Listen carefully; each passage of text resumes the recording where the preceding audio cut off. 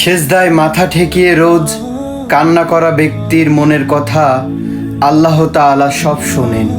মহান আল্লাহ তাআলা কখনো স্বার্থের জন্য আমাদের সাথে দূরত্ব বাড়িয়ে দেন না। তিনি আমাদের মনের কথাগুলো জানেন, কষ্টের কথাগুলো জানেন, আমাদের কষ্ট তিনি উপলব্ধি করতে পারেন। আল্লাহ তাআলা আমাদের কখনো একা ছেড়ে দেন না। পুরো পৃথিবী যখন আপনাকে ছেড়ে চলে গেল, নিঃস্ব করে দিল, প্রশ্ন করার কোনো জায়গা থাকলো না, আপনার কষ্ট দেখানোরও কোনো জায়গা থাকলো না, তখনও আল্লাহ তাআলা আপনার সাথেই আছেন। আপনার কথা শুনলো, আপনার ব্যথা বুঝলো, আপনাকে তিনি মনের দিক থেকেও আরেকটু সক্ষম করার চেষ্টাও করলো।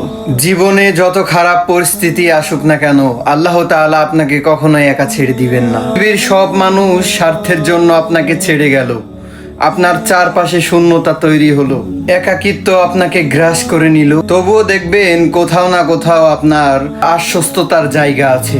সেজদায় মাথা ঠেকিয়ে কান্না করলে আপনার অন্তরে প্রশান্তি জাগছে, দুঃখগুলো হালকা হচ্ছে, আপনার ব্যথা প্রকাশ করার একটা জায়গা হচ্ছে। এটাই হয়, আল্লাহ তাআলা কখনো আমাদেরকে একা ছেড়ে দেন না।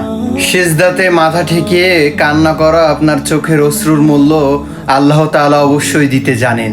আপনার চাওয়াগুলো সবচেয়ে ভালো আল্লাহ তাআলাই বুঝেন।